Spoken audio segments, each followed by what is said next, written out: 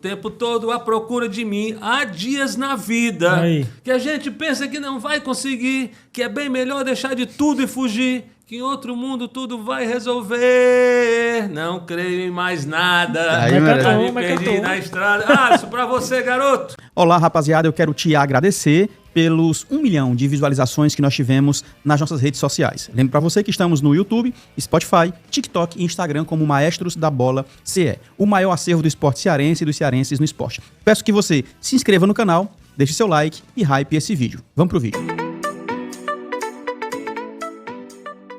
Ele nasceu no dia 28 de julho de 1971 em Fortaleza, no estado do Ceará. Repórter com enorme sucesso nas décadas de 90, 2000, 2010. Ele que cobriu Copa do Mundo, Vitor Hanove Gouveia Barros, trabalhou nas principais emissoras do nosso estado. Além disso, hoje ele empresta a sua imagem, seu talento, a sua voz para VH Produções, agência própria. Nosso maestro de hoje é Vitor Hanover. Fala, campeão, satisfação te receber aqui no Maestros da Bola. Tudo bem? Como diria o nosso querido Sérgio Pinheiro, meu padrinho, né? Tá falando com ele. Tá falando com ele, falando legal. Com ele. Um abraço, João Paulo. Um abraço, Alisson. É uma alegria. Esse convite já havia sido feito, né? Faz algum tempo, porém a gente, nessa questão de agenda, de viagem, de trabalho mesmo, né? A gente tem trabalhado bastante e isso Graças é um motivo que a gente tem que agradecer nesses dias de hoje, né? Uhum. Mas a minha felicidade de estar aqui ao seu lado é imensa, estar ao lado do Alisson. E dizer também que eu estou muito feliz com o sucesso de vocês. Eu acompanho, né, acompanho o nosso Instagram, Vitor Hanover Oficial. A gente tem um trabalho, né, que é direcionado para esse Instagram. E lá a gente acompanha os cortes. Eu gosto do trabalho, da maneira como vocês abordam os temas principais. Eu gosto do programa, então para mim é uma alegria estar aqui, né? Satisfação, uma legal. Satisfação, né?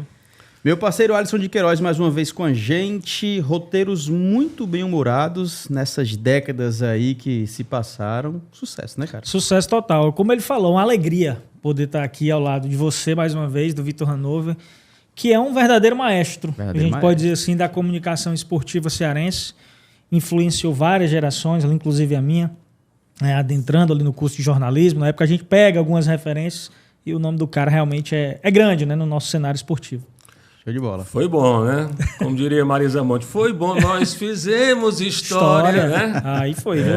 Foi legal. E foi bom porque a gente pegou ali o começo. E outra coisa, naquela época não tinha internet. Né? Rapaz, se tivesse. Se se hoje Vitor Hanover alcança 2 milhões mês nas suas redes sociais, se fosse naquela época, se tivesse toda essa cobertura, meu amigo, era absurdo. Hein? Na verdade, a gente teve a possibilidade de viver um momento diferente. E isso é até legal para explicar para a galera de hoje, né? O pessoal corria para chegar do colégio, para ligar a TV, para acompanhar os melhores momentos, os gols e tal.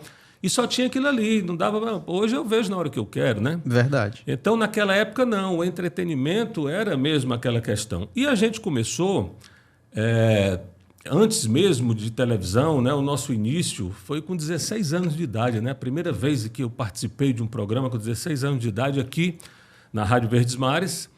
E depois disso, com 17 anos, eu entrei de férias.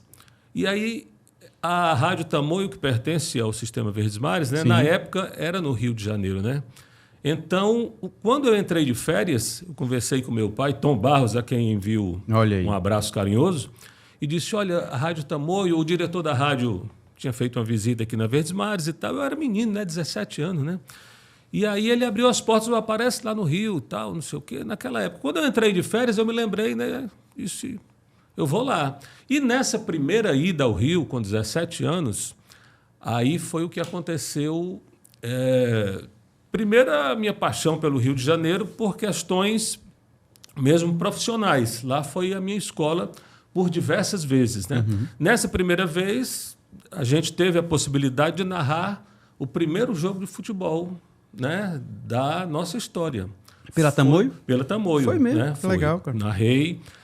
E quem é o narrador que começa narrando o primeiro jogo da seleção brasileira, né? Isso aí aconteceu comigo, por isso que eu fiz questão de contextualizar, porque muita gente conhece a história da TV, né? Foi uma história na Verdes Mares, 20 anos, com mais 10 da TV Diário, 30.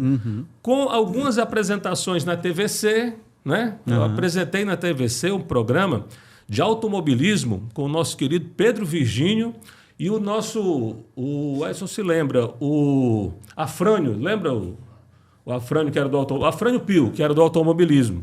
Então, o que é que acontece? Eu apresentei na TVC esse programa, nesse intervalo, né? Sim. Mas, para ser mais direto, lá no Rio, olha o que foi que aconteceu. Aqui, com 17 anos, eu aqui não tinha narrado ainda, eu estava treinando, né? Quando eu chego no Rio, o diretor da Rádio Tamoio era cearense, e eu comecei a cobrir o quê? Eu comecei a cobrir o Vasco, Flamengo. O Flamengo ainda treinava na Gávea, né? O Vasco, São Januário, ali sempre foi o Fluminense nas Laranjeiras e o Botafogo lá em Caio Martins, em Niterói. E a sede da CBF ficava na Rua da Alfândega, né? No centro do Rio de Janeiro, bem pertinho da Candelária.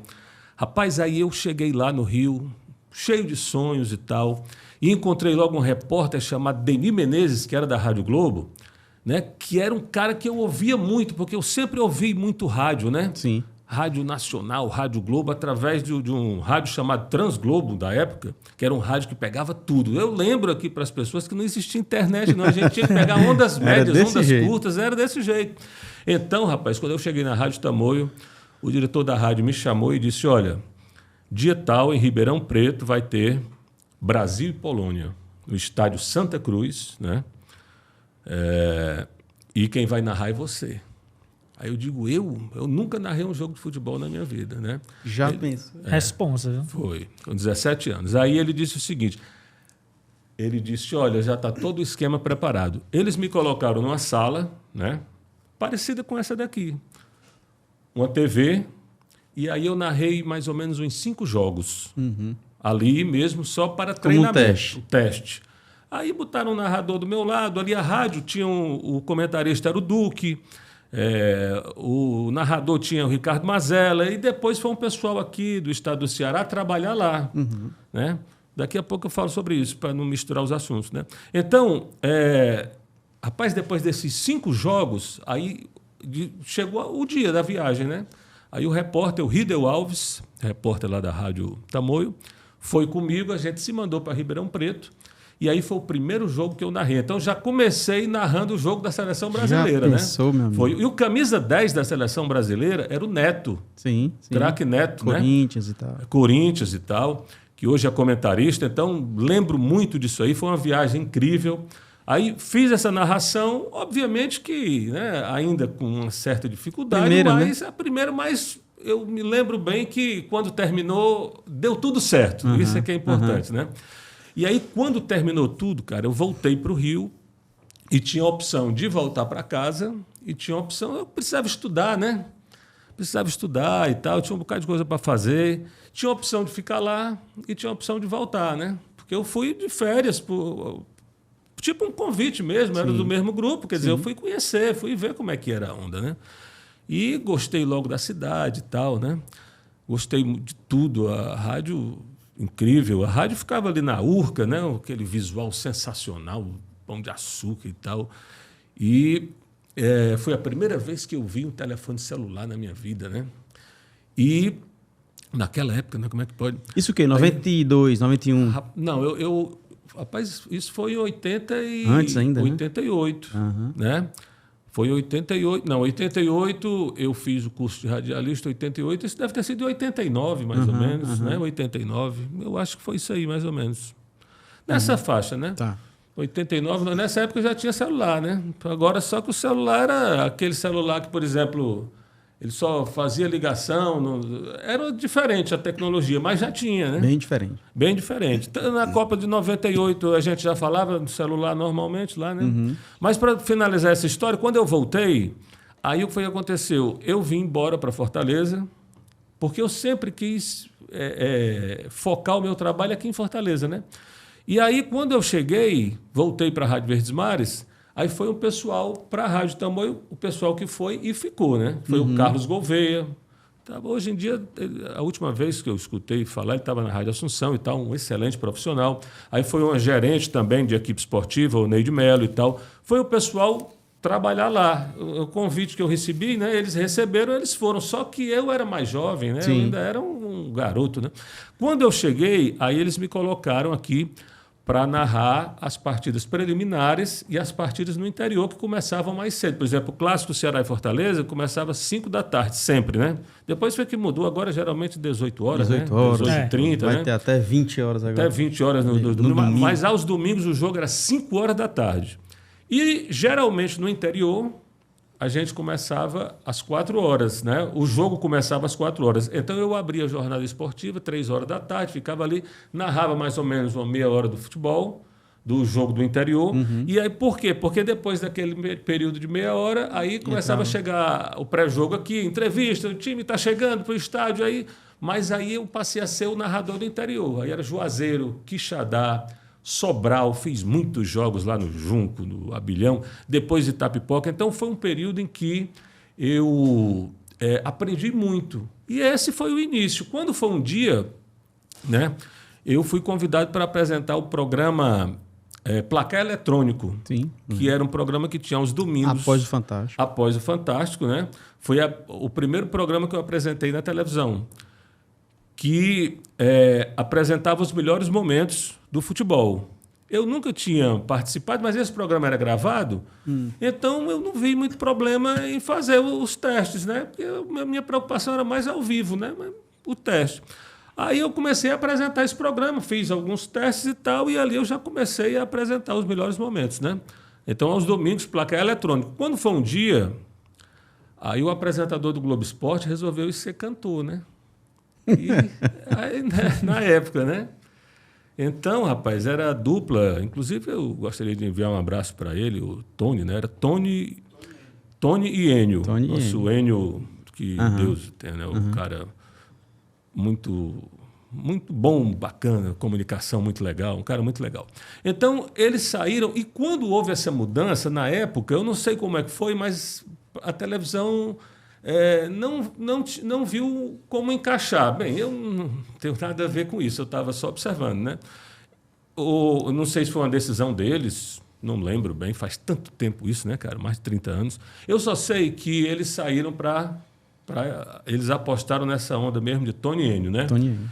E aí o Tony Nunes apresentava alguns programas, o Globo Esporte ali e tudo, mas também tinha outros programas que ele já apresentava, entendeu? Então, assim, o cara que apareceu para assumir o programa mesmo no dia a dia era eu, porque todo mundo tinha alguma coisa para fazer. Eu fico feliz com isso porque, por exemplo, eu cheguei de uma forma orgânica, espontânea, entendeu? Não foi, rapaz, tira o fulano para botar o Beltrano. Eu acho horrível isso, né? Não precisou tirar. Coisa foi acontecendo, você estava no lugar certo, na hora certa. Foi isso aí mesmo. Foi né? O artilheiro, né? Isso, lugar perfeito, certo. Então, foi um golaço. Por quê? Porque não precisou ninguém sair. Eu cheguei e fulano saiu, Beltrano foi... Não, eu cheguei porque tinha aquele momento para fazer.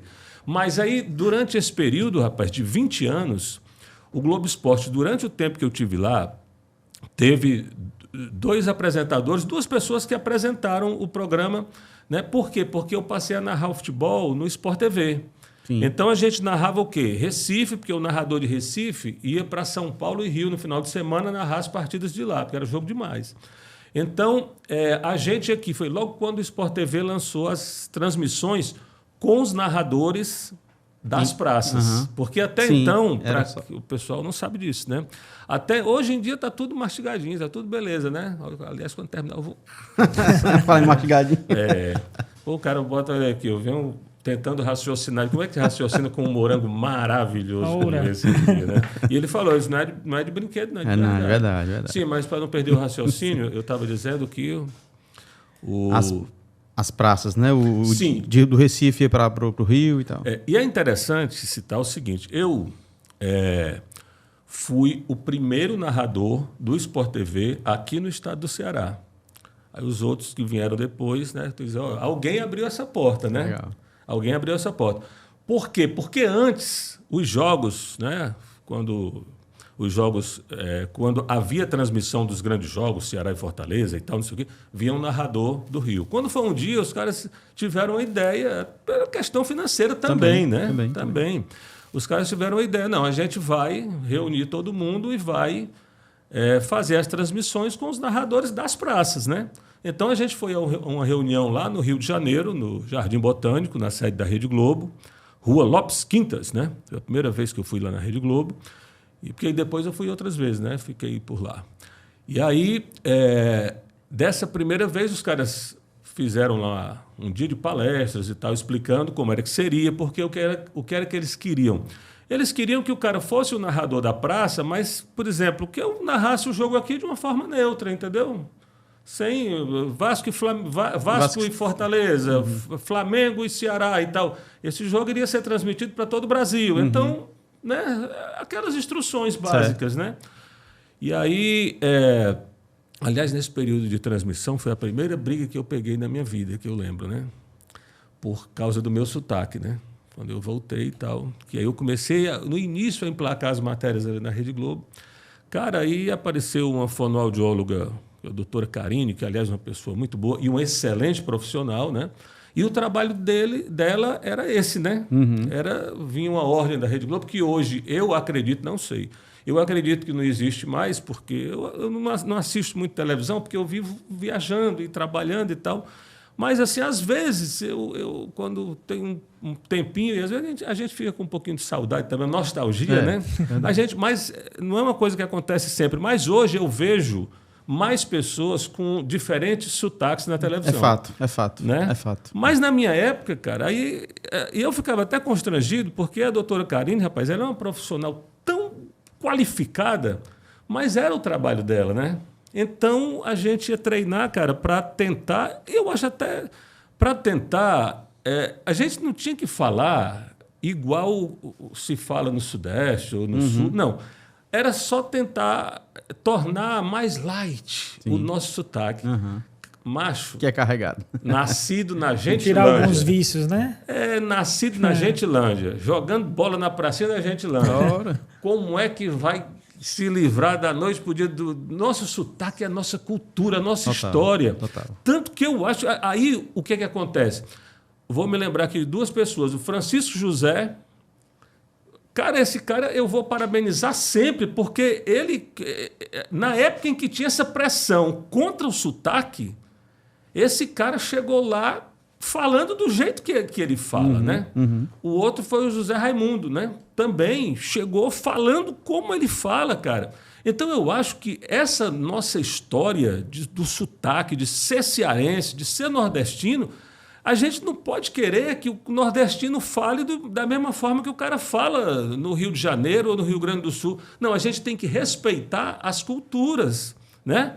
Eu, por exemplo, eu adoro conversar com as pessoas. A gente ia muito na Paraíba, narrar o futebol lá. É um sotaque totalmente diferente. Aqui no Cariri, olha, é tão difícil esse negócio de sotaque, de o cara imitar ou querer mudar, porque isso é uma coisa que vem, a gente cresce com isso.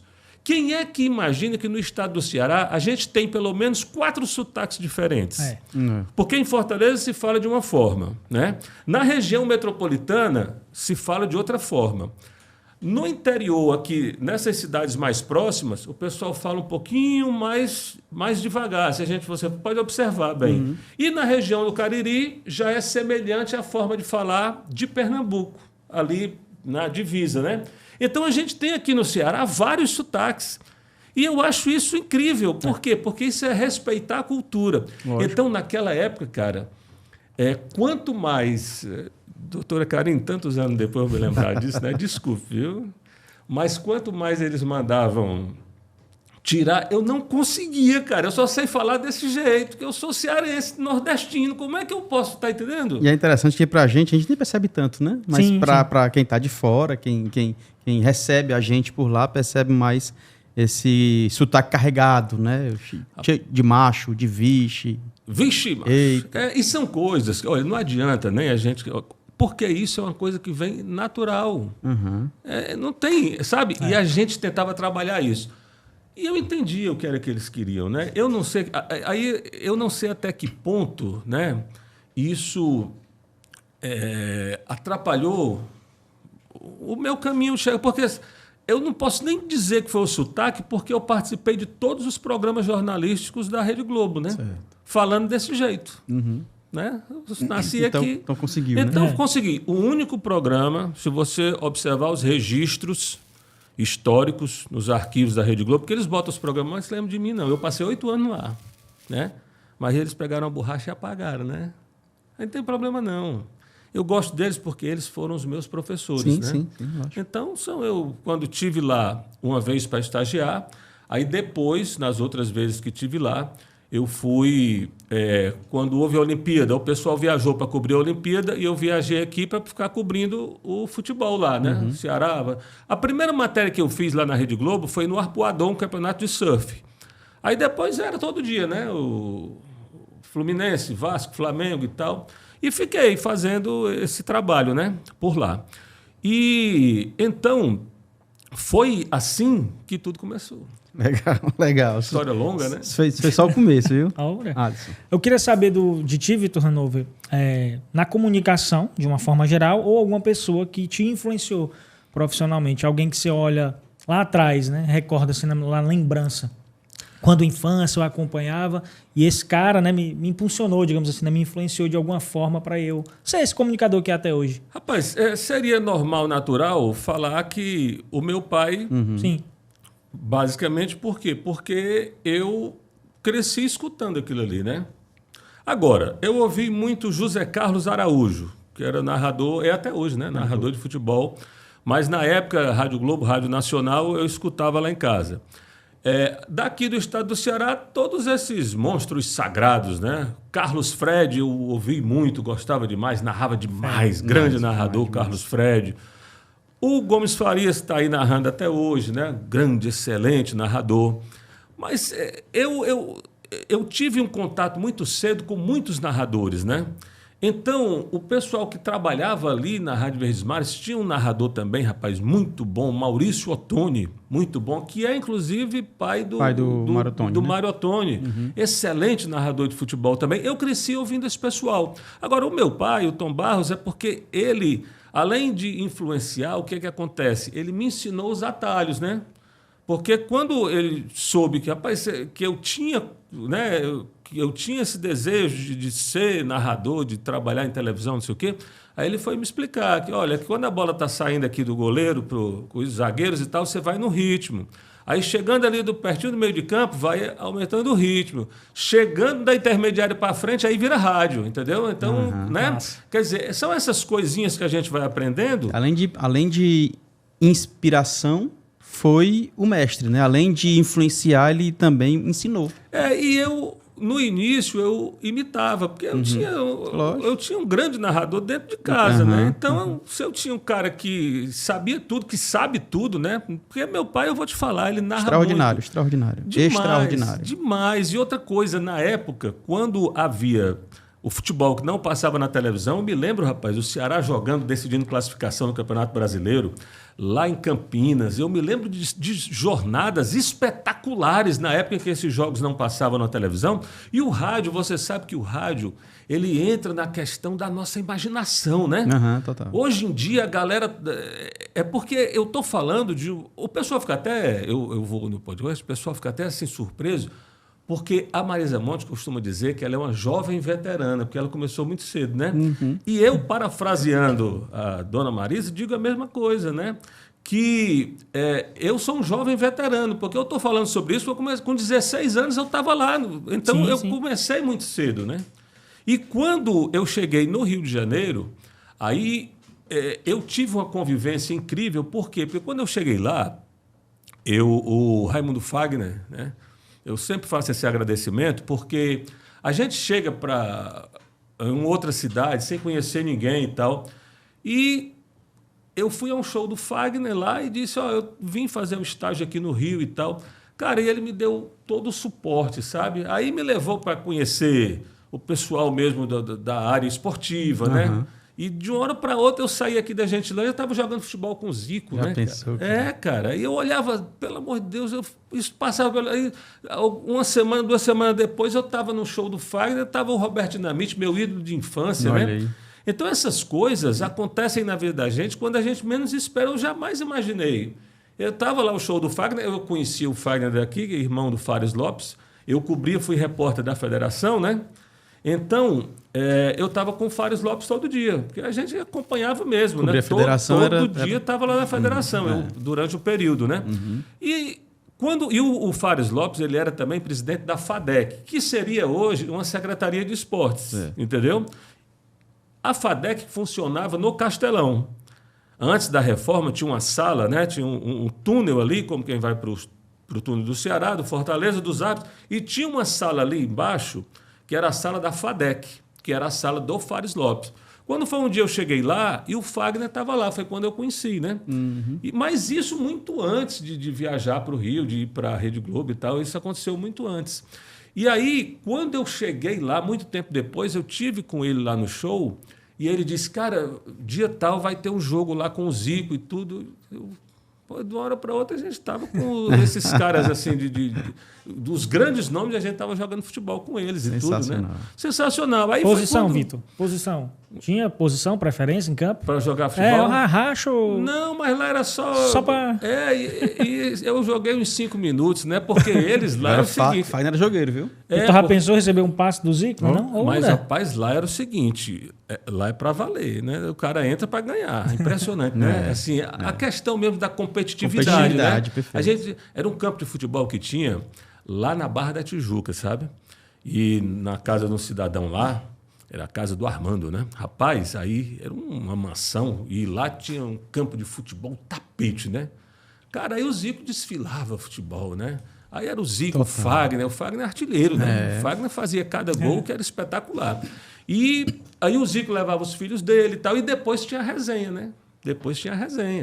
E a gente ficava... Então eu participei disso aí umas 2 vezes, né? E aí depois fui ao show, foi quando eu tive com o Roberto Dinamite, que eu fiz a foto histórica, que é o que eu chamo de foto histórica, né? Porque eu fiz a foto aqui com o Roberto Dinamite, por coincidência também, no jogo que o Fagner promoveu em 81, ele trouxe praticamente a seleção brasileira toda da época e ainda alguns jogadores da seleção de 70. Trouxe o Jairzinho, trouxe o Rivelino. E fez esse jogo aqui porque ele vendeu no disco Traduzisse, foi disco de diamante, o maior vendedor de disco do Brasil na época, né? E a gravadora quis premiá-lo, né? E ele disse, eu quero fazer um jogo de futebol lá no Castelão. E assim foi feito, né? Então, rapaz, os grandes nomes da época... só quem não veio foi o Flamengo, porque em 81 o Flamengo estava decidindo com o Liverpool, o Mundial. Mas aí depois, em outra oportunidade, eles vieram e fizeram um jogo com os jogadores do Flamengo lá no Canteirão. Mas aí esse jogo aí já...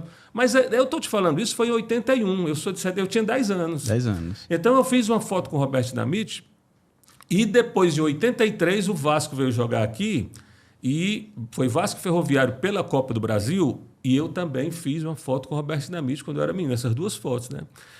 E aí, quando adulto, eu estava lá no Rio... Rapaz, você acredita que nessa época eu andava com a máquina fotográfica e tinha a fotografia que eu tinha feito com o Roberto Dinamite aqui nesses jogos que eu falei. Mas olha só. Aí eu chamei o Roberto lá no camarim e disse, Roberto, olha aqui, depois do show, eu fui lá falar com o Fagner, né, bater umas fotos e tal. Quando eu olhei, Roberto, tudo bem? Falei com ele, rapaz, olha aqui. Quando ele viu, eu disse, rapaz, isso é você? Eu com a camisa do Vasco, tantos anos depois, né? Já pensou. Cara, aí foi quando o Fagner, eu digo, Fagner, vamos fazer essa foto aqui, porque essa foto é histórica. São os meus 2 ídolos, né? O meu ídolo esportivo e o meu ídolo musical, cultural, né? Então eu fiz essa foto, eu acho que eu já publiquei umas 500 vezes no Instagram, né? Eu, o Fagner e o Roberto Dinamite, o Roberto, que, rapaz, até hoje você acredita que eu sinto falta do Roberto, porque a gente sempre conversava, né? Mande pra gente essa foto pra gente colocar na edição, no corte aí, né? Vou enviar. Sensacional. A gente já começou a 1000, né, cara? Já vai estar na metade do programa, tá a 1000, mas então eu quero aqui agora, na metade do programa, agradecer a audiência da turma da TV Câmara Fortaleza, canal 7.2, da Fortaleza FM 90.7 e dizer para vocês que estamos em todas as redes sociais. Instagram, Spotify, TikTok, YouTube, você nos acompanha lá com o podcast Maestros da Bola, tá? Vem nos acompanhar, são mais de 190 personagens do nosso estado. Desta forma, somos o maior acervo do esporte cearense e dos cearenses no esporte. E hoje o bate-papo é com ele, Vitor Hanover. Cara, em 2002, Eu entrei para o rádio em 2014, eu acho, a imprensa esportiva. Mas em 2002, eu já estava aparecendo na TV. Vitor Hanover, eu era gerente de uma loja na Praça do Ferreira, loja de esportes, a maior loja na época de esportes aqui só do estado do Ceará. E o Vitor foi fazer uma matéria, cara. Chegava naquele ano, em 2002, a chuteira, ou foi 2001 para 2002, a chuteira do Ronaldo, aquela prateada. Eu não me lembro se era Nine ou era R9, não estou bem certo agora. Mas o Vitor foi lá fazer a matéria, eu era gerente, e ele me entrevistou, cara. Eu endoidei atrás desse vídeo já, mas nunca encontrei. Mas o que eu quero trazer isso é porque, desde aquela época, o Vitor já tinha essas sacadas, né, cara? Essa criatividade de trazer coisa nova, de levar para o público algo diferente, mesmo falando de esportes que, em tese, o que a gente via era a mesmice, era Ceará, era Fortaleza, era os gols, era não sei o quê, pá. O Vitor sempre trazia algo diferente, né? Foi. Esse período de 2002 foi exatamente quando o Brasil foi campeão mundial e foi quando a gente ficou 6 meses com o Clodoaldo na grande mídia, né? Encerrando o Globo Esporte direto. Agora, é interessante você citar isso pelo seguinte. A primeira vez que a gente teve uma participação de encerramento no Globo Esporte não foi com o Clodoaldo. A série do Clodoaldo veio depois. E eu acho que é isso que eu vou lhe falar agora, que eu fui a vários programas, podcasts e tudo, e eu não lembro de ter contado isso. Vou lhe falar agora. Eu fazia matérias lineares, né, igual todo repórter faz, tranquilo. Sim. E tal, numa boa. Quando foi um dia, teve um jogo aqui, Ceará e Fortaleza, e eu cheguei lá na redação e disse, cara, esse... E aí, já meia-noite, né? O jogo era um dia de semana, Ceará e Fortaleza. E aí, eu disse, cara, hoje... Eles já estavam acostumados a receber o meu texto, porque o repórter, quando chegava, tinha que passar o texto com o editor antes de gravar. Comigo não tinha esse negócio, porque a matéria entrava no Bom Dia Ceará, no Bom Dia Brasil. O apresentador era o Renato Machado, entendeu? Então, o que acontece? Eu não tinha esse negócio de passar texto, era fazer, editar e enviar a matéria. Quando foi nesse dia, eu disse, cara, eu vou fazer... O jornalismo não começou com cordel, não foi? Pelo menos foi o que me ensinaram no período que eu fiquei na faculdade, né? Começou, eu vou fazer essa matéria, esse texto rimado do início ao fim. Aí eu fiz uma mais simples para enviar para o Bom Dia Brasil, disse, essa do Globo Esporte vai chegar de surpresa para eles. Eu nunca vi um repórter escrever um texto de um jogo de futebol, Ceará e Fortaleza, do início ao fim. Eu fiz o texto rimado do início ao fim. A inspiração foi a música Eu Nasci há 10 mil anos atrás, que a rima, né, a música do Raul Seixas e o texto do Paulo Coelho, que é rima do início ao fim, né? Então, cara, eu fiz esse texto e mandei. E quando a matéria chegou lá, o produtor tinha me falado, antes da matéria, ele tinha dito, ligou confirmando a matéria e tal, e ele tinha dito o seguinte, olha, a gente não tem confirmação se a matéria vai entrar no ar para todo o Brasil. Ainda não tem a confirmação, porque a gente está vendo aqui e tal, né, como é que vai ser o espelho do programa. Mas envia matéria, e até então eles não sabiam como é que a matéria ia chegar diferente, né? Rapaz, aí, eu olhando ali o espelho do jornal, faltando ali uns 30 minutos, a gente enviava via Embratel. Olha só. Via Embratel. E se perdesse o canal, o horário ali, tinha que comprar um outro horário, era uma mão de obra. Não podia passar daquele período, né? Rapaz, aí o que foi que aconteceu? Cara, eu peguei e enviei a matéria e a gente tinha acesso ao espelho lá do jornal do Globo Esporte Nacional, né? E aí a matéria não estava espelhada, mas eles recebiam por quê? Porque eles aproveitavam na Globo News, nos canais, né? Porque as minhas matérias entravam em todos os canais. Existia um canal Futura, era Globo News, o Sport TV e tal. Então, se não entrasse no Globo Esporte, que era o horário nobre... Era aproveitado em outros jornais, enfim, eu mandava matéria para eles todo dia. Mas nunca tinha encerrado um programa para subir aqueles créditos e o símbolo da Rede Globo naquela época, né? tão, assim, tanta coisa mudou hoje, negócio de internet e tal. Naquela época não tinha, quer dizer, um negócio daquele ali era para poucos, entendeu? Não é como hoje, que as coisas mudaram, que a comunicação... Não, cara, era só aquilo ali, para o Brasil todo. Então, cara, aí a matéria não ia entrar. Quando a matéria chegou lá, ninguém me ligou de lá para cá, né? Porque às vezes o cara ligava, reclamava alguma coisa, dizia... E ninguém ficou aquele silêncio, né? Eu achei estranho pra caramba aquele, pô... Ninguém falou nada e a matéria chegou lá diferente. Os caras não vão usar essa matéria nunca, né? Não vão usar essa... E o cara ficou... Não ligou nem para reclamar, né? E eu parei para assistir o Globo Esporte, né? Fiquei assistindo. Cadê minha matéria do Clássico?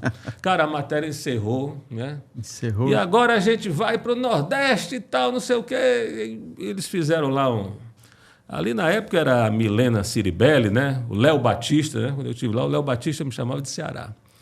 Léo Batista, a gente fez uma alegria. Aí era o pessoal todo lá que apresentava aquele programa. Tinha lá o nosso Maurício Torres, não sei se você lembra, né? Sim, Maurício Torres também. Também faleceu. Também falecido já. Mas geralmente quem apresentava mesmo no dia a dia era a Milena Ciribelli.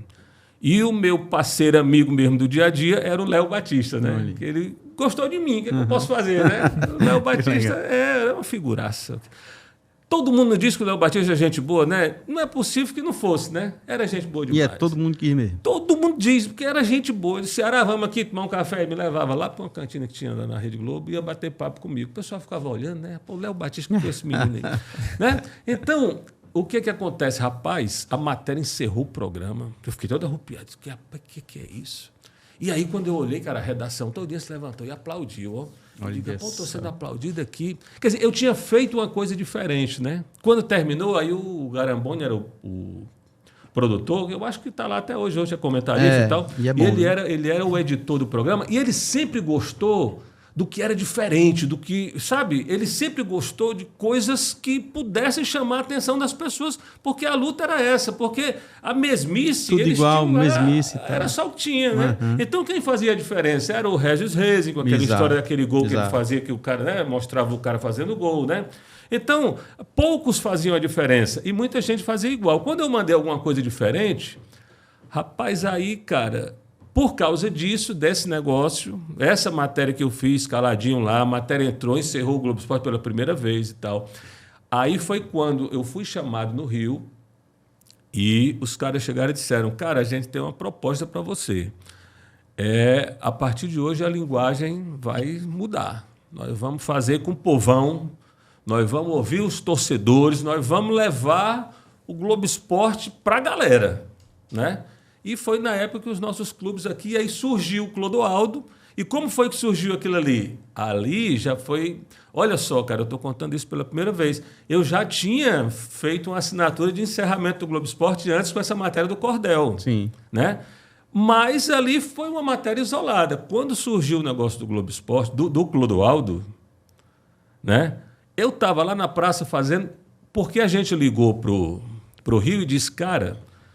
Tem um baixinho aqui que faz gol de todo jeito, né? E o Clodoaldo no auge foi o maior jogador que eu vi jogar aqui no nosso futebol, né? Que eu vi jogar aqui foi o maior. Que eu vi jogar aqui, cearense aqui, maior. E aí, cara, e tem uma música do... Aí o cara disse, tem a música? Como é que é a música? E, rapaz, a torcida tá cantando no estádio aí. É mesmo? É. Rapaz, pode mandar a matéria pra gente aí. E, claro, ele já vinha fazendo os gols e tal, o pessoal já conhecia, mas não tinha a questão da música. Quando eu estou ali, rapaz, na praça, fazendo a matéria, você falou, eu ia sempre na Praça do Ferreira, mas aparece um menino. De onde esse menino apareceu, só Deus sabe. Eu só sei que eu estava entrevistando aqui a galera, o menino para aqui do meu lado, eu com o microfone aqui, o menino... Clodoaldo é bom de bola, o baixinho é o cão. Quando pega o Ceará, deixa a zaga no chão. Humilha o meio campo, ele é goleador. O terror, Clodoaldo é matador. Eu digo, eita, eu torcedor do Ceará, né? Eu digo, isso aqui eu vou ficar bem com as duas torcidas, né? Porque eu sou torcedor do Ceará e aqui o Fortaleza, né? Rapaz, aí, o que foi que a gente fez? A gente fez a matéria do Clodoaldo, no final a gente fez uma mixagem, a torcida cantando no estádio. Poxa, cara, e aí, massa, cara, de surpresa entrava o menino cantando. Que massa. E os gols do Clodoaldo, né? Pá, gol de todo jeito. Rapaz, quando essa matéria chegou lá, Aí os caras se apaixonaram pela música. Como eu já tinha antes, a porta já estava aberta, porque eu tinha feito a matéria do cordel, né? O jogo de futebol escrito em cordel, né? Aí tem até no Instagram, tem uma parecida, mas aquela já foi depois, que é um Ceará e Fortaleza, que foram decidir o campeonato e tal, tá no meu Instagram, Vitor Hanover Oficial, que foi, mas já foi a imitação da imitação, eu já estava me imitando. Né? Né? Então, o que acontece? Aquilo ali foi interessante por quê? Porque os caras gostaram da música. Aí o cara já me ligou e disse, ó, ali já encerrou o programa, aí foi onde surgiu o que eu acho que foi a grande revolução da televisão. O que acontece? De repente, a gente quebrou o conceito de eixo Rio-São Paulo sempre, porque tinha o Fernando Rocha aqui, que fazia um trabalho com o Esporte Clube do Recife, mas com uma diferença que eu acho fundamental. O Fernando Rocha é mineiro. Então, ele estava aqui no Nordeste fazendo o trabalho, e muitas vezes eu editei as matérias do Fernando Rocha quando os clubes de Pernambuco vinham jogar aqui e tal. Nesse processo tinha o Canuto, tinha o Hess Rosen. Né?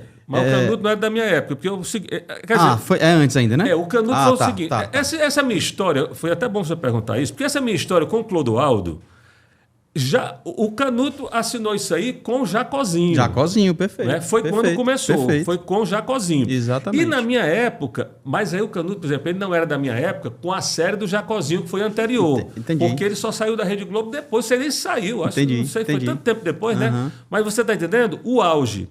Mas assim, quebrou por quê? Porque naquela época, no estado do Ceará, isso nunca tinha acontecido. Verdade. Aconteceu no Nordeste, com o Canuto antes, com o Jacozinho foi legal. E nessa mesma época também, tinha um repórter lá de Brasília, que tinha um goleiro lá, que eles faziam também, que eu não recordo bem como é que era, mas tinha também, se você pesquisar no YouTube, tinha também essa história que eles faziam também uma série, na mesma época do Clodoaldo, tinha uma série lá do futebol lá de Brasília, que eles faziam com um goleiro, entendeu? O Canuto tinha feito antes com o Jacozinho. Então, por exemplo, e teve aquela sorte também do Jacozinho ir lá no Maracanã e fazer o gol recebendo um passe do Maradona. Certinho. Cara, a vida...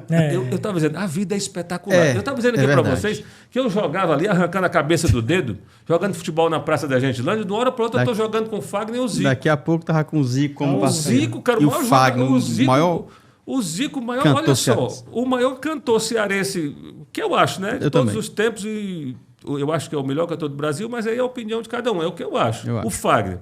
E o Zico, o maior jogador daquela geração toda, apesar de que eu sou vascaíno e o meu maior ídolo sempre foi o Roberto Dinamite. Eu tive a oportunidade de acompanhar o Roberto, de conversar com ele, tudo, sempre, né?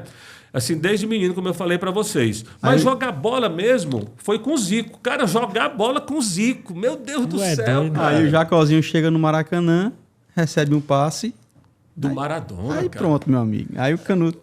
Ali foi o auge. Mas aí tu sabe o que. Tu sabes, né? O que é que isso representou para mim? Quando começou a entrar Clodoaldo e tal. Clodoaldo. Cara, quando terminava o Globo Esporte, a galera me ligava de Natal no Rio Grande do Norte. Nas redações da Rede Globo, certo? De João Pessoa, aqui na Paraíba, cara. Recife. Cara, o pessoal me parabenizava. Por quê? Porque era um cearense, sabe? Representando o Nordeste de uma forma positiva, no auge, tá entendendo? No horário nobre, né? E aí aquilo ali foi legal, por quê? Porque receber esses telefonemas era um reconhecimento do Nordeste brilhando, falando com o nosso sotaque, né? Que eu tanto briguei pelo nosso sotaque, né? A nossa forma de falar. Então, com o Jacozinho foi antes, foi bom você lembrar disso, porque aconteceu com eles, mas não tinha acontecido no estado do Ceará, e aconteceu, né? Perfeito. Então, e depois desse período, olha, isso foi de 2002 para 2003, eu fiquei na Verdes Mares até 2005.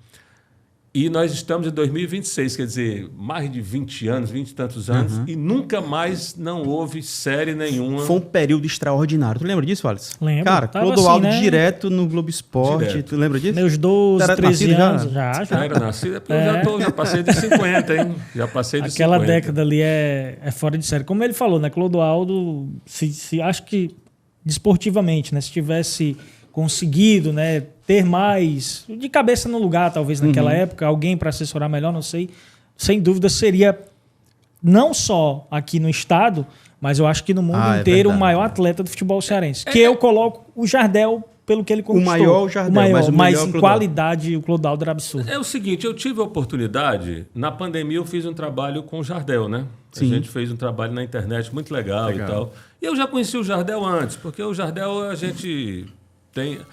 É interessante, né, rapaz? As pessoas... Cada um traça o seu perfil, o seu objetivo, né? O Tom Cavalcante apresentava o programa Nordeste Rural com o meu pai. Quando terminava, ele ia deixar a gente em casa dirigindo um Chevette que tinha um retrovisor desse tamanho. Ali eu já olhava e dizia, rapaz, quer dizer, já era onda, né? O cara já tirava onda, né? Ele apresentava o programa sério, mas já porque o cara que entrava num Chevette e o retrovisor desse tamanho, macho, eu dizia, rapaz... Mas eu não dizia nada, né? E ele bem sério, né? Mas aquilo ali já era uma onda. Já era molecagem. Era onda. Então, por exemplo, o caminho dele, ele estava traçado para aquela onda ali, né? Sim. Para ir fazer o que ele fez, para lutar para ser o que ele é. Hoje, o grande artista reconhecido. O Fagner, cara, foi embora. Rapaz, olha, eu vou te falar o que mais impressiona.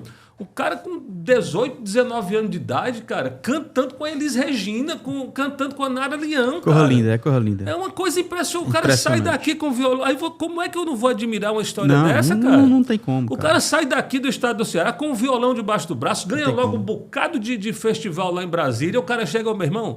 Vai pro Rio de Janeiro, que chega no Rio de Janeiro, o cara, Elis Regina ouve, daqui a pouco o Roberto Carlos está escutando Mucuripe e tá chorando, cara. Mucuripe, o nome da nossa praia aqui da nossa cidade. Então, essas coisas me emocionam, cara. Não, concordo. Né? Por quê? Porque, então, eu tô falando isso porque eu tive a oportunidade de ir, mas eu falei, cada um traça o seu caminho. O Tom Cavalcante queria aquilo, hoje é um grande apresentador de televisão e humorista, né? O Fagner foi para ser cantor top Brasil, reconhecido. Rapaz, o Fagner faz show lotado todo dia, em todo lugar onde ele vá. Ei, Vitor, desculpe, eu estou citando isso, vou ser mais sucinto, porque você falou da questão do Clodoaldo, do Jardel, e aí o Jardel, ali, quando surgiu o Vasco da Gama e tal, ele já sabia que a onda ia ser Grêmio e Europa, né? Então, isso é que eu te digo. O meu pensamento qual era? Eu queria marcar o Nordeste, tá entendendo? Eles vão, mas eu ficando, né? O Nordeste vai ter representatividade. Isso era o que eu queria, só para terminar o raciocínio. Não, fantástico. Só para reforçar, né, isso que você falou, tanto o Tom Cavalcante representou muito bem o nosso estado. Por quê? Porque nos seus programas, em especial na Record, ele levava muitos cearenses. Sim. Deu várias oportunidades para os humoristas cearenses, né? O Raimundo Fagner, ele foi, mas levou a cearensidade. Ele continuou um homem cearense, nordestino, né? E quando tá aqui, é de bermuda, sem camisa, no bar e tal. É o estilo dele. Isso é massa. Ele levou o Ceará no coração e apresentou para o Brasil e para o mundo. Isso que você falou, muito massa. O que eu acho legal é isso. É a questão da representatividade. Aquilo que a gente espera, né? Aquilo que a gente pensa em fazer. Eu tive muitas oportunidades, tive convites para ir morar no Rio, né?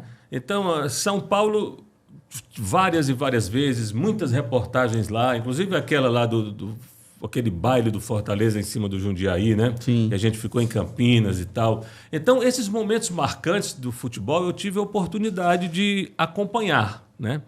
Mas aí chegou um ponto em que, porque tudo na vida tem, inclusive a vida, né? Tem o início, o meio e o fim. É verdade. Né? Então, tudo termina. Foi um período ótimo. Um ciclo maravilhoso. Um ciclo maravilhoso, porque muita gente pergunta, rapaz, por que você saiu? Aí eu digo, cara, em primeiro lugar eu saí porque eu não sou o Roberto Marinho. Porque o Roberto Marinho é o dono, então ele fica até o dia que ele quiser. Né? Eu não posso ficar até o dia que eu quiser, eu dependo dos outros. Né? Então, quando foi um dia... Não quiseram mais, pensaram diferente e eu acho isso... Porque é uma coisa que eu acho até importante citar aqui. De tantos convidados que você já teve, as pessoas ainda se assustam muito com contratações e demissões. Eu acho isso tão natural, cara. Rapaz, se é uma empresa, a gente não é o dono, é natural que se contrate e que um dia a pessoa... vai embora, isso é normal, isso é da vida. Tá tudo certo, é isso mesmo. Tá tudo certo. Então o empregador acha que não tá. Eu servi, o cara vai lá, o suco de laranja, espreme aqui. Aí bebe o suco. Maravilhoso como essa água aqui. Ainda bem que é, né? Ainda bem que é águazinha, que eu não estou mais bebendo água da cheia depois de velho. Né? Vou as ressaca, eu passava 3 dias dormindo. Aí tem que trabalhar, ou bebe ou trabalha. Eu tenho prioridade para trabalhar. Rapaz, aí... O que eu estava dizendo, que eu esqueci. Eu lá lembro mais. Espreme esse suco todinho. O cara espreme o suco de laranja, aí o que é que ele faz? Ele toma um suco sensacional. E o que é que ele faz com a casca? Dispensa. Descarta. Então descartou. Agora, eu fui descartado meio-dia, 2 horas da tarde, eu estava em outra televisão. Né? Olha aí. Porque a TV... É o seguinte, chegou um momento em que a TV Verdes Mares, para mim... Cara, eu já tinha sido produtor, apresentador de todos os programas esportivos, repórter, já tinha viajado para todo lugar, já tinha ido para a Copa do Mundo, já tinha ido para o exterior, não sei quantas... Ali só tinha um caminho, ser diretor, que eu não ia ser nunca. Ou então ir procurar fazer, porque não tinha mais. Eu já tinha sido produtor, editor do Globo Esporte. Entendeu? Apresentador do Globo Esporte. Apresentador, não tinha, mas quando chegou um dia, cara, bateu a desmotivação. E chegou uma direção nova.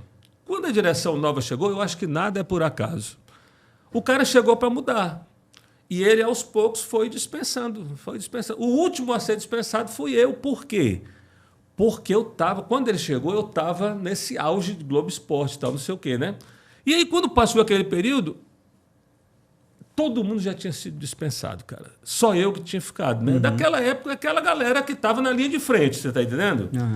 Aí foi a época que eu comecei a me danar demais também. Aí foi nessa época que eu já não aguentava mais. Porque as pessoas pensam que é brincadeira. Olha, foram 20 anos...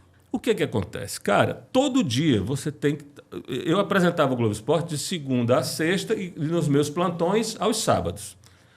Você sabe... E eu entrava para apresentar o bloco de esporte do Bom Dia Ceará. Eu acordava todo dia às 4 horas da manhã. Só que eu era um garoto, cara. Eu queria curtir a noite. Eu queria isso aí. Eu não posso condenar, você está entendendo? Eu hoje, com a idade que tenho, 54 anos de idade, eu fico pensando... Cara, era uma época que eu gostava de viver aquilo ali também, né?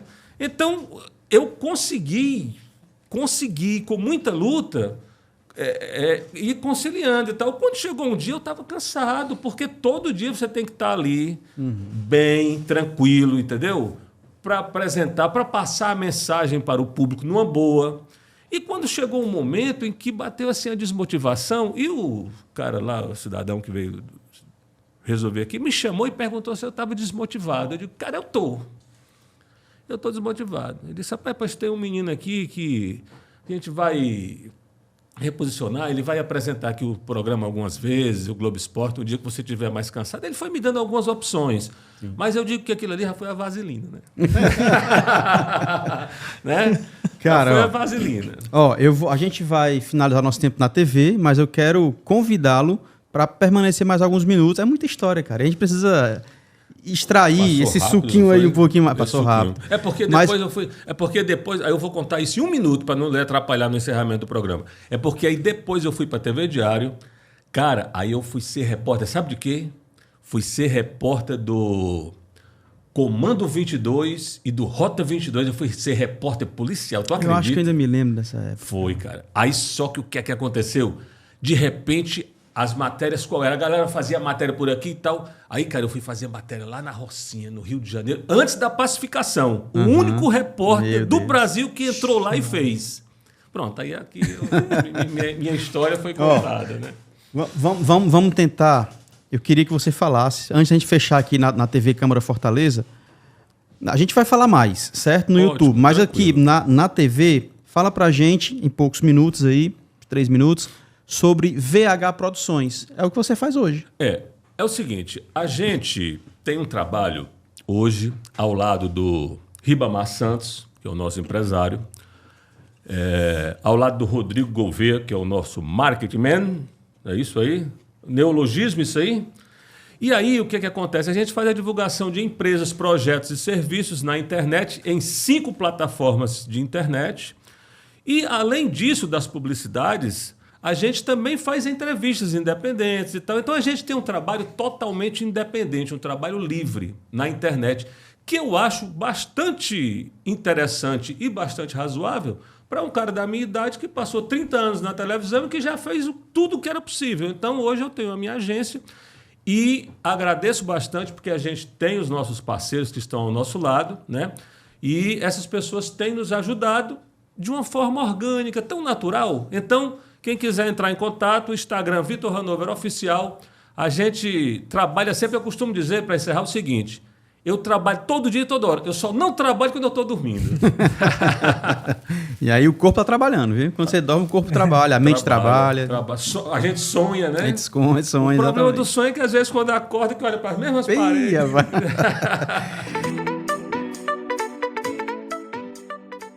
Acréscimos com Vitor Hanover, ele que está aqui com a gente, tem uma história magnífica de mais de 30 anos de experiência no nosso esporte, na crônica esportiva cearense. Satisfação, meu parceiro, e agora é com você, fica à vontade. Tranquilo, eu estou muito feliz. Que papo legal, né? Estava até falando aqui para o Alisson que a gente teve a oportunidade de citar, porque às vezes as pessoas falam de rompimentos, né? Assim, com fel, com muita tristeza, com tudo. Não, eu já acho que isso é uma coisa natural da vida. Agora, eu acho que isso eu aprendi muito depois que eu passei a vender publicidade, sabe? Uhum. Por quê? Porque, por exemplo, às vezes a gente vende para 3 meses, mas quando a gente vende só para 1 mês, aí a gente recebe um sim e 1 mês depois recebe um não. Ah, muito obrigado. Então, isso passa a ser uma coisa do dia a dia.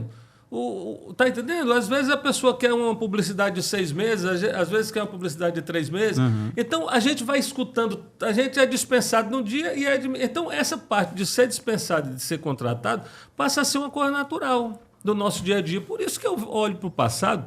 E outra coisa também que eu até agradeço muito a vocês ter tido a oportunidade de citar, que quando houve lá a questão do Globo Esporte, tudo, eu estava cansado, cara, porque as pessoas pensam que eu tive que abdicar de grande parte da minha... O cara que começa com 16 anos, o cara trabalhando direto. Aí, e depois houve muita pressão, porque para entrar na faculdade, né? Então, quer dizer, eu já, depois de muito tempo, já experiente, cara, ainda tive que ralar para poder estudar e fiz o Enem também, passei com pontos legais e tal.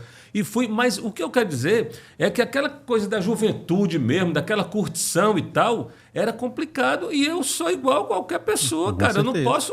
As pessoas simplesmente gostam... A vida não é só trabalho, né? Então, por isso, quando você falou até da questão do Clodoaldo, muita gente pensa também sobre isso. O que dificulta muito é porque, e eu já ouvi muita gente dizer isso com relação aos jogadores de futebol. O jogador de futebol, ele, por exemplo, eu estava observando agora o Neymar. Cara, o Neymar começou a trabalhar com 11 anos de idade. É verdade, cara. É verdade. Então, não é verdade? Então, quando chega, o cara está com 34, 35 anos, na flor da idade, os músculos já fez não sei quantas operações. Cara, o cara cansa, brother. É verdade. É pressão. Então, abre mão de muita coisa, né? Muita coisa. Você não imagina. Já estava dando entrevista na TV. Cara, aí tem a questão do quê? O cara tem que cuidar o quê? Tem que cuidar da voz, da aparência, todo santo dia. Então tem que dormir cedo. Uma noitezinha mal dormida, uma farra que faz, como é que apresenta o programa no outro dia? O cara, quando é jovem, aguenta. E isso é o que, né?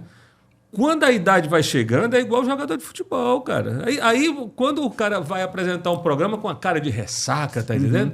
Sem ter dormido direito, não dá, não combina. Então tem uma hora que... É diferente do cara, por exemplo, o cara vai fazer uns shows, os artistas, os humoristas e tal, eles fazem ali aquela sequência, né? 2, 3 meses e tal, e depois eles têm ali uns 2 meses, 3 meses para dar uma descansada, para começar de novo. A gente não, cara, era todo santo dia. Não é brincadeira. E final de semana, e feriado. E feriado e tudo. Mas agora eu gostaria de enviar um abraço e agradecer também a oportunidade de enviar um abraço para os nossos parceiros. Sempre aqueles importante. que tornam esse sonho possível, o sonho da nossa agência VH Produções existir. Então, um abraço para o Delano, da Inovare Multi-Eventos. Grande abraço para ele.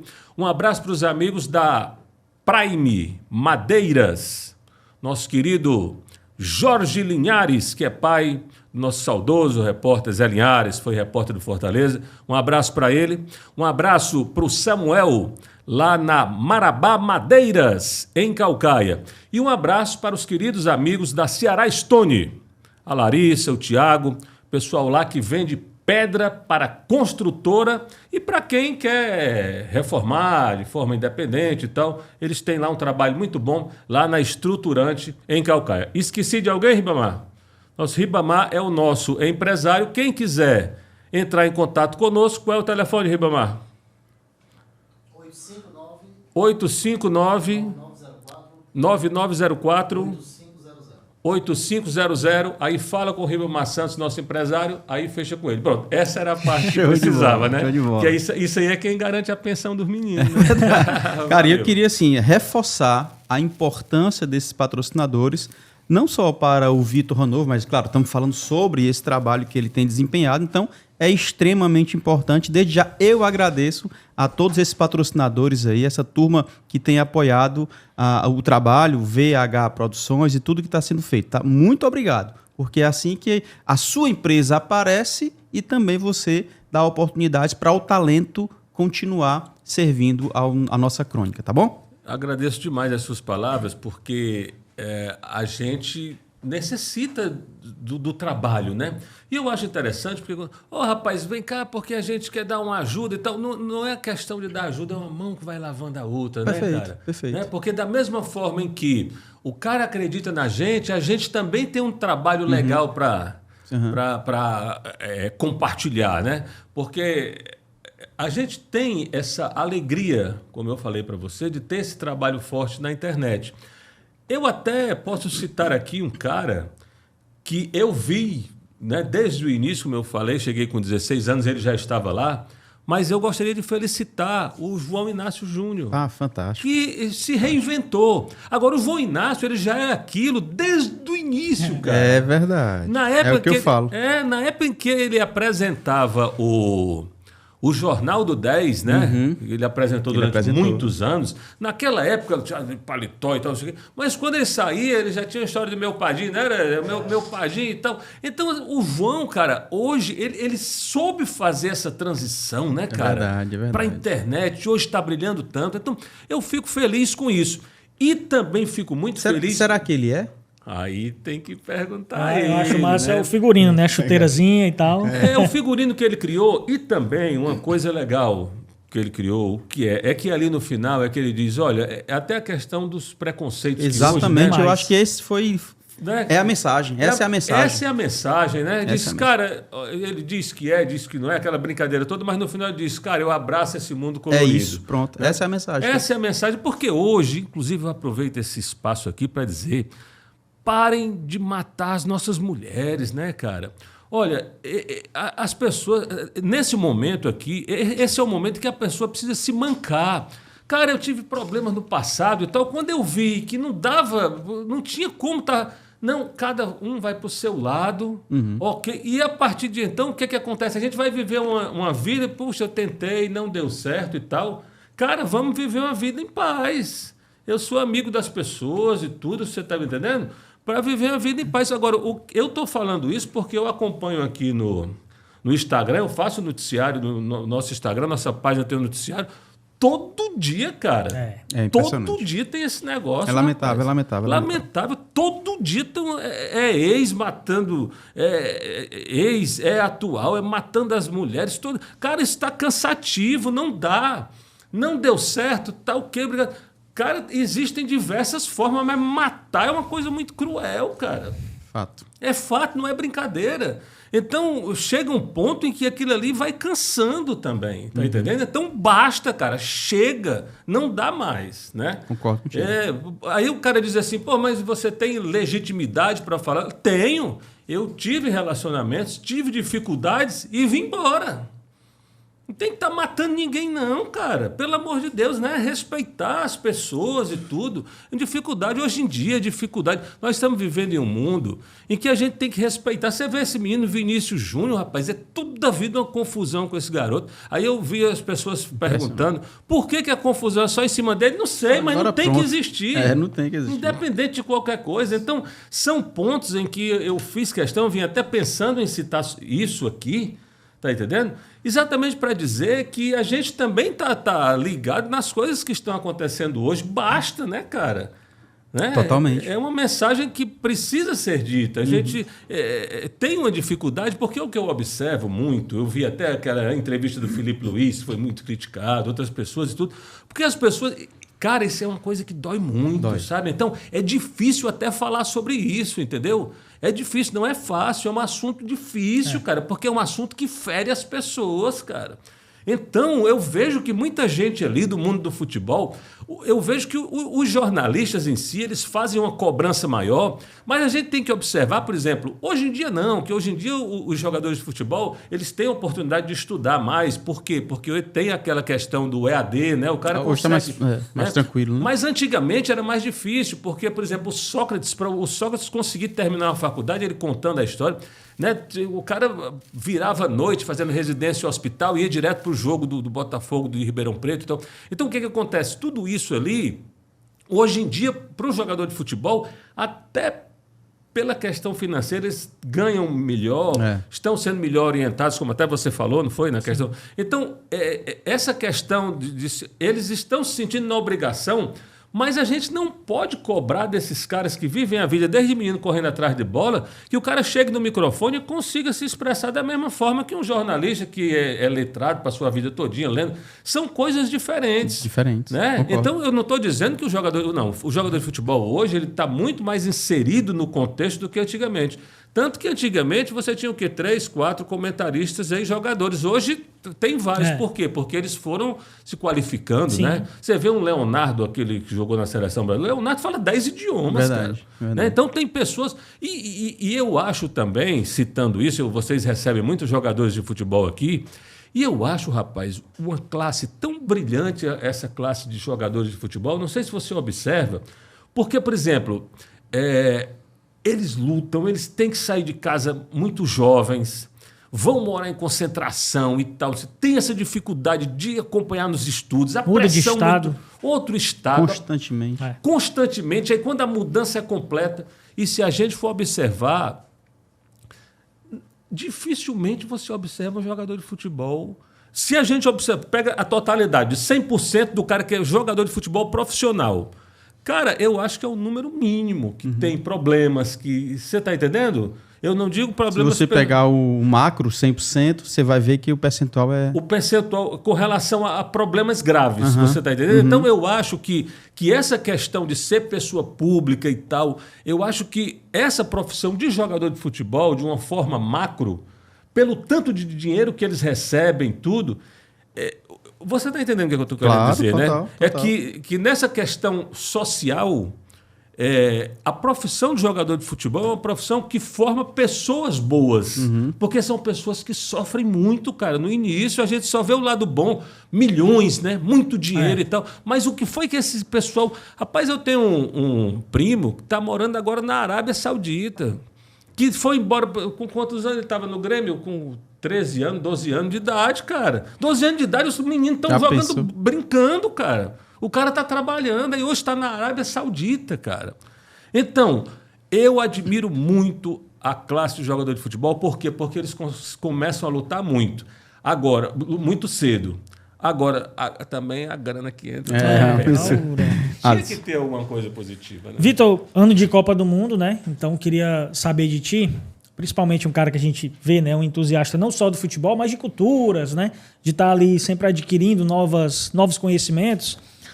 Para tu relatar, né? Sobre a tua experiência em uma das Copas, né? Se pudesse dar uma. E também com o povo, né? Como é que tu sentiu em determinado país, aquele termômetro, como era, né? Que eles vivenciavam em si o futebol. Você tocou no caso aí do Vini, né? Relação com a Europa. Então tem todas essas situações. Se você puder falar também né? Fato que marcou assim. Rapaz, legal. Eu vou dizer aqui para você. Eu adorei você me perguntar isso porque você me fez agora recordar uma das coisas mais sensacionais que eu já vivi na minha vida, que foi uma Copa do Mundo. Aquilo ali foi um presente divino. Cara, eu acompanhei todos os treinos da Seleção Brasileira. A Seleção Brasileira treinava, porque a gente foi bem antes da Copa começar, um mês antes, já para pegar a preparação. Na França, né? Na Copa da França. E aí, tem um episódio que eu vou contar aqui, inclusive, com o Pedro Bial, que foi de uma gentileza comigo, impressionante, e que mudou um conceito, eu vou contar aqui para você.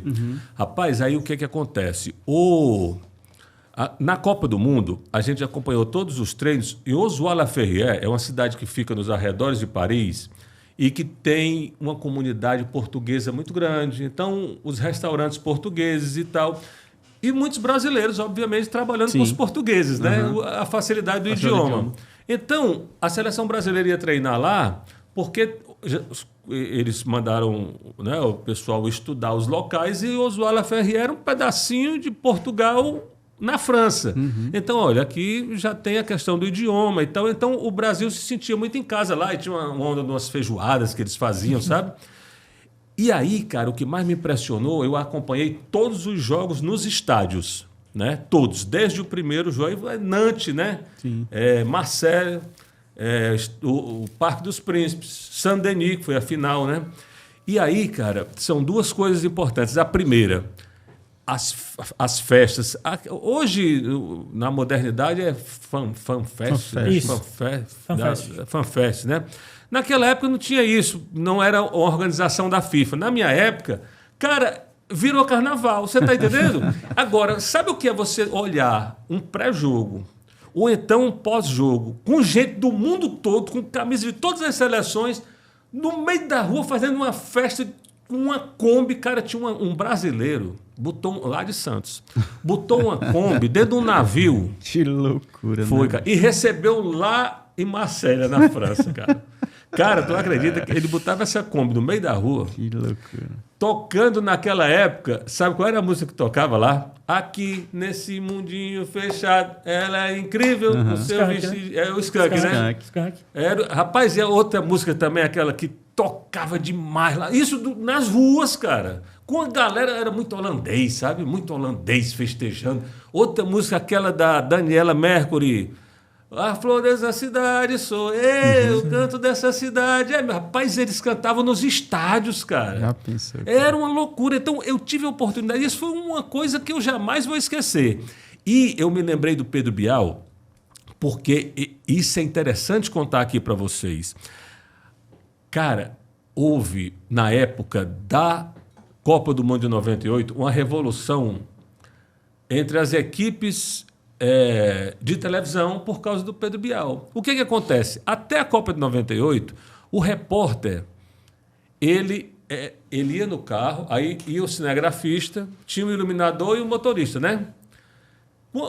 Quando chegava no local da reportagem, o repórter descia, ia lá conversar com o entrevistado e tal, e o equipamento e tudo aquilo ali era... a equipe que tinha que tomar conta, né? Entendeu? Rapaz, quando foi um dia, a gente estava lá no estádio Velodrome, lá em Marselha, que foi onde eu assisti ao maior jogo de futebol da minha vida, ao vivo, dentro do estádio, né? In loco. In loco. Que foi Brasil e Holanda, aquele que o Tafarel... Tafarel! Eu sei. Foi a semifinal. Semifinal. Brasil e Holanda, lá em Marselha, o estádio lotado. Cara, quando foi um dia, eu estava lá, e eu olho, aí lá tem assim uma passarela, sabe? Não sei se tem, isso foi em 98, não sei se ainda tem essa passagem, mas na época tinha. Que a gente subia aqui, atravessava a rua e lá na frente é a entrada do estádio. Rapaz, quando eu olho, cara, tá o Pedro Bial com o microfone na mão e um tripé aqui carregado nas costas e o cinegrafista carregando a câmera e mais um... Sabe? Cara, aquilo ali... Quem era o repórter no Brasil que ia carregar um tripé nas costas? Meu amigo, os caras eram importantes demais, né? Aí por isso é que eu digo que o Pedro Bial quebrou essa... Porque todo mundo quando viu... Aí quando a gente voltou da Copa, muito tempo depois, aí chegou um memorando, né? A partir de hoje o repórter é responsável pela fita e pelos microfones. Né? Porque teve um lá na frente... E outra coisa também do Pedro Bial que eu acho interessante foi o seguinte... Quando eu fui para a Copa do Mundo, a Rádio Verdes Mares comprou todos os direitos possíveis. Como era rádio, né? Não era televisão. Então a gente fazia as reportagens para a rádio com acesso a tudo, porque tem um que é acesso limitado a X, outro acesso... Não, a Rádio Verdes Mares comprou o pacote completo, total. Né? Aí o Farias narrava o jogo, meu pai narrava o jogo, o Carlos Fred, o pessoal que foi para lá e tal. E... Cara, aí quando foi um dia, eu estava lá sentado no estádio,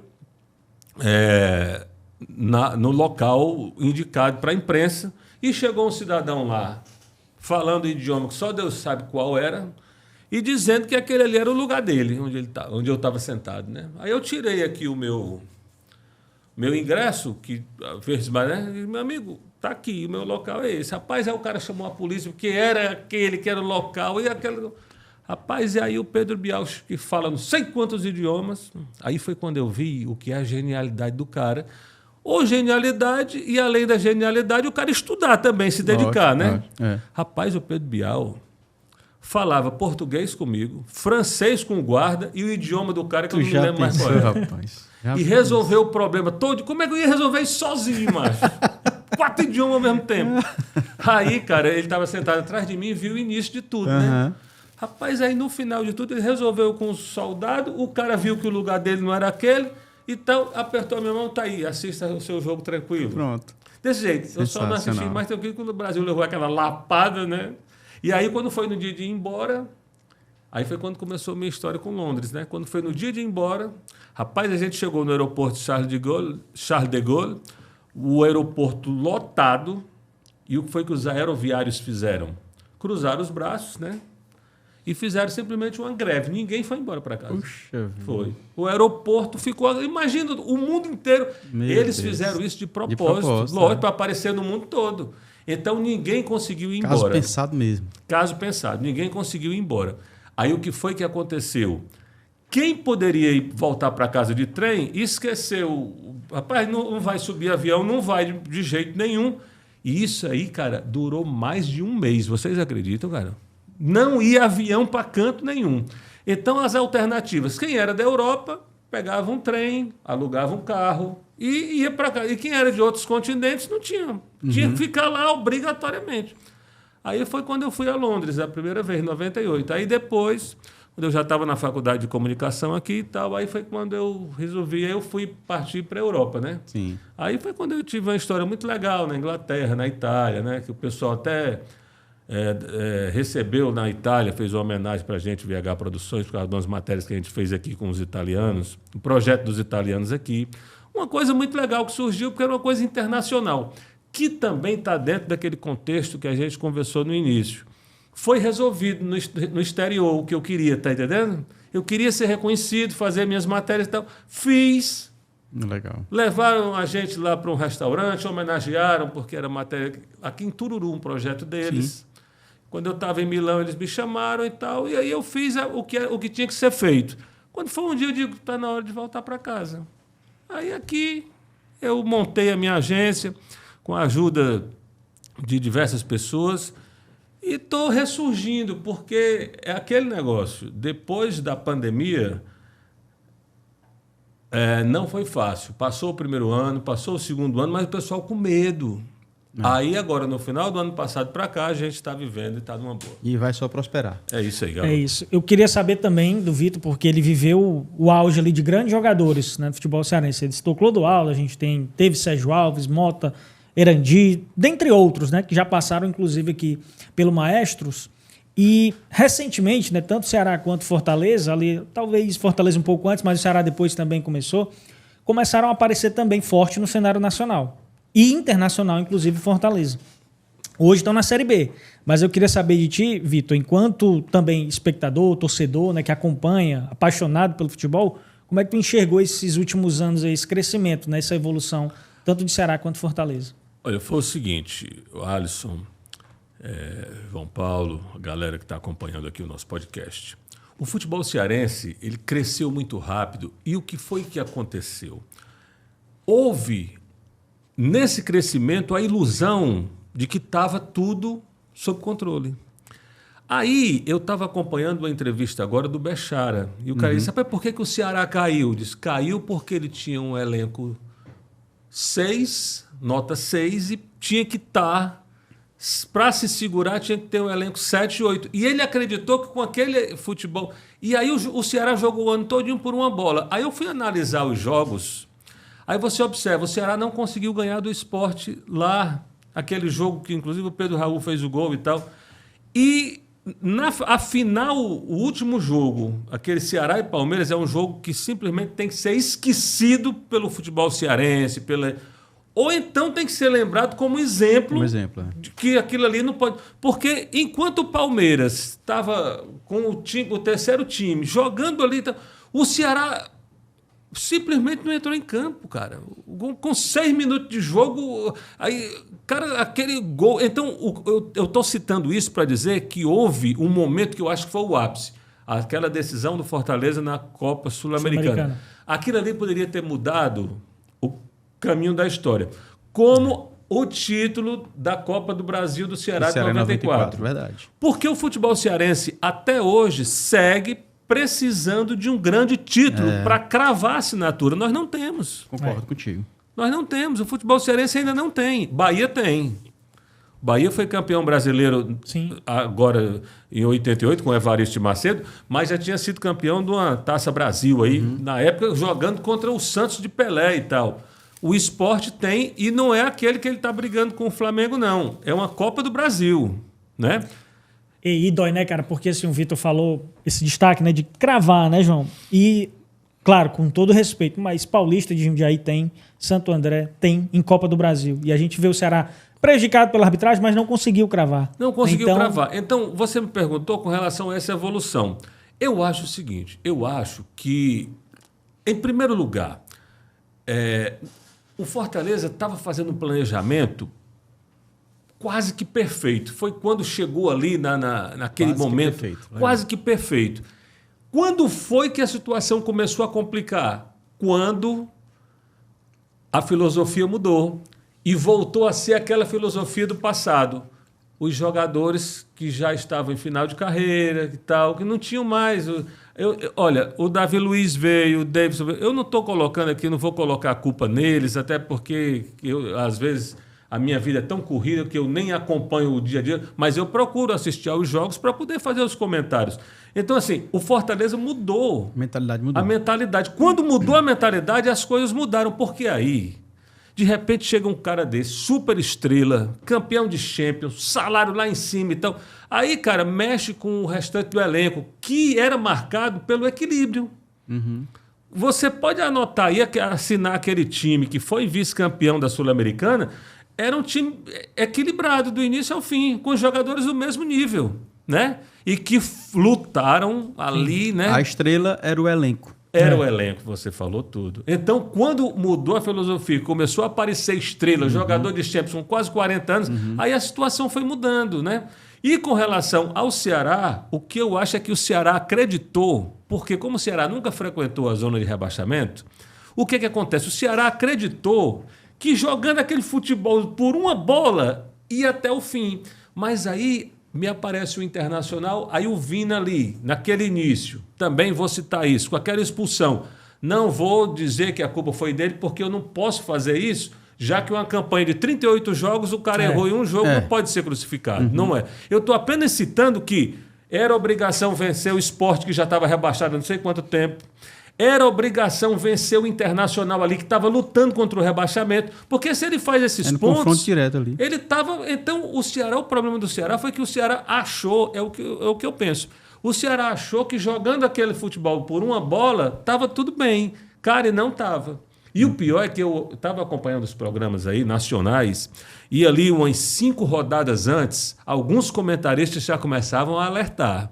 O Ceará, porque o Fortaleza estava ganhando todos os jogos, né? Mas a missão era praticamente impossível. A recuperação foi tardia. Foi tardia, você disse tudo. Eu falo sou prolixo e eu gosto aqui que o João Paulo ele resolve, né? Vai. Isso mesmo, a recuperação quando chegou tinha que ganhar jogo demais ali, ficou difícil. Agora, o Ceará não, o Ceará, ele estava tranquilo. Tá tudo bem, nós vamos ficar... E aí eu comecei a observar uns programas, tem um pessoal que faz as contas, né? Diz, rapaz, aqui... E foi afunilando e o time começou a perder ponto demais, e quando foi no fim, aconteceu o que aconteceu. Verdade.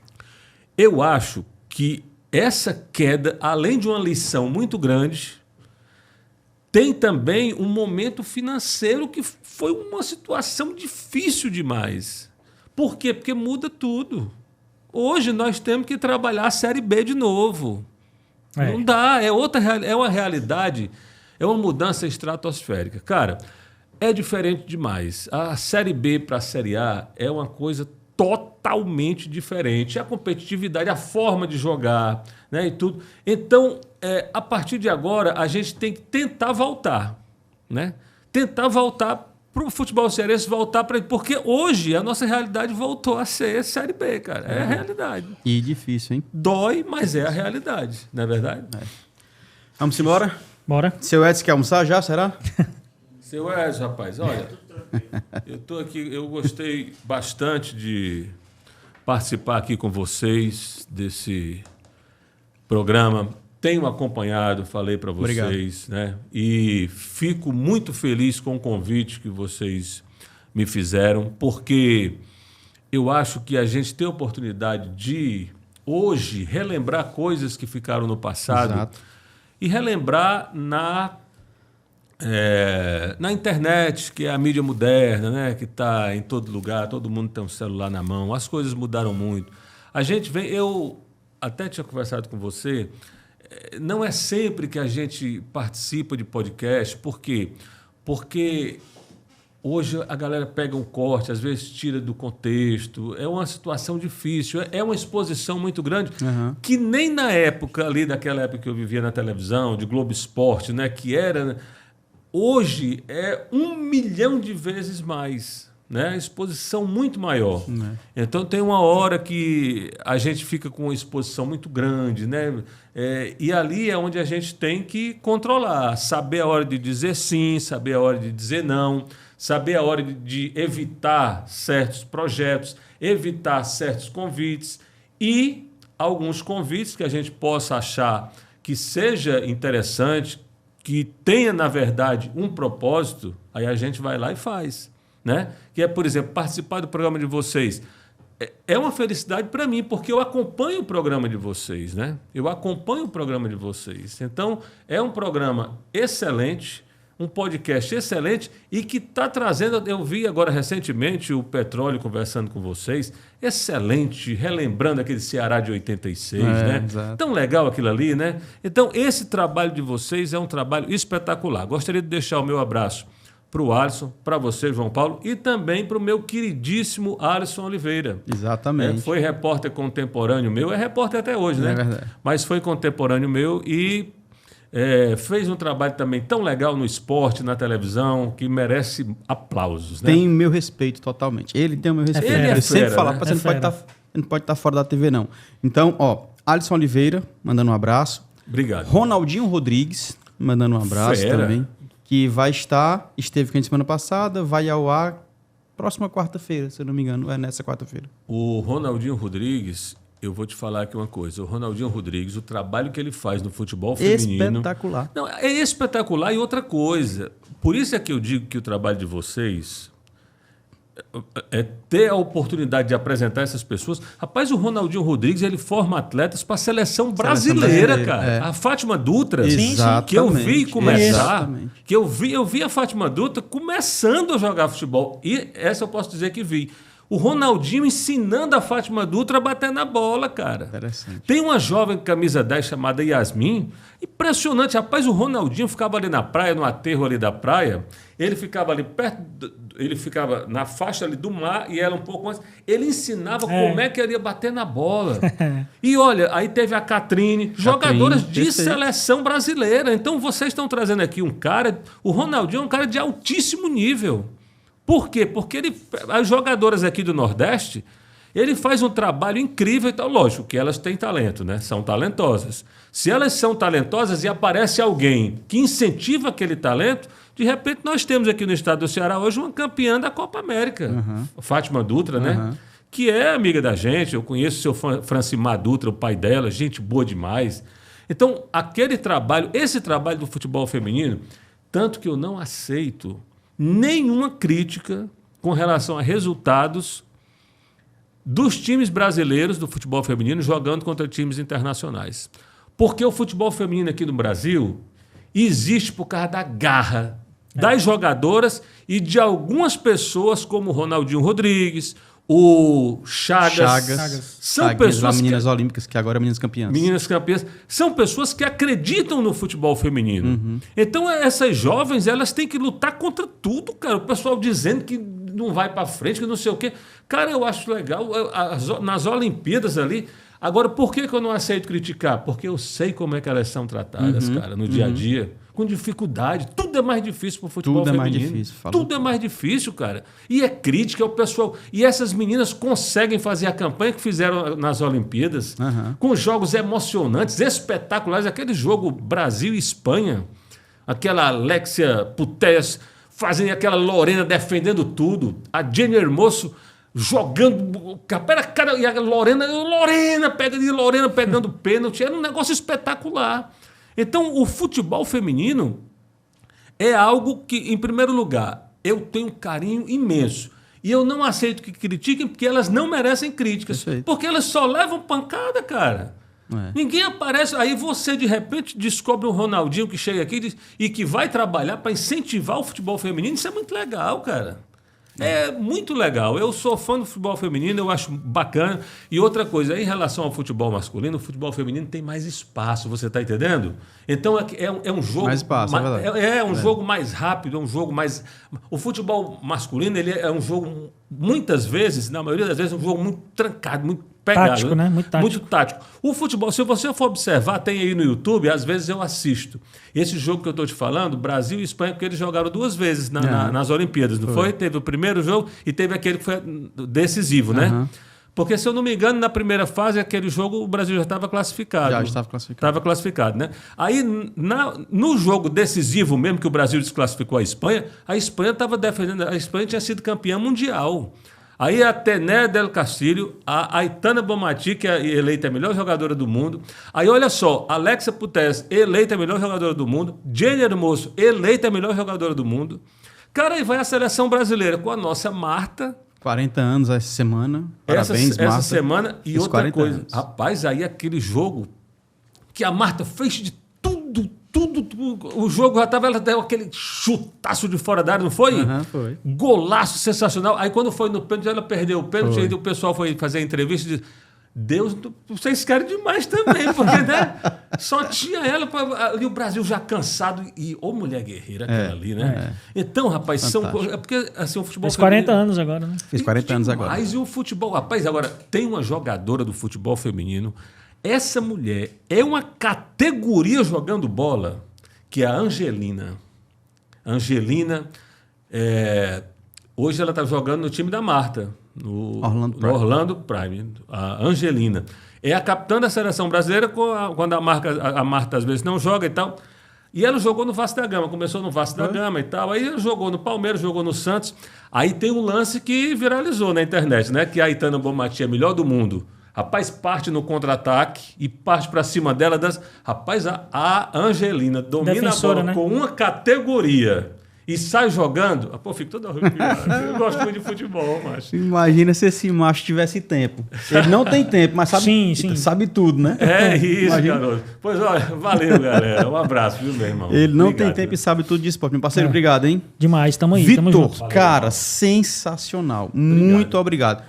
1 ano de espera, mas valeu a pena. Valeu a pena, obrigado. Desculpa a demora, não vim antes, porque, cara, a gente está indo agora visitar os clientes. E vai dar tudo certo, feche bons negócios. Eu fiquei muito feliz. Tem a nossa foto para a gente publicar aí, né? Já mandei para vocês aí. Pronto, pois eu vou publicar aqui no meu Instagram, vou marcar aqui Maestro de Bola.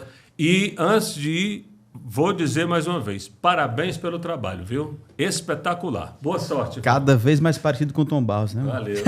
Mas o meu velho está com quase 80, eu estou com quase 55. Eu estava conversando com meu filho ontem, né? Meu filho está chegando aos 30, né?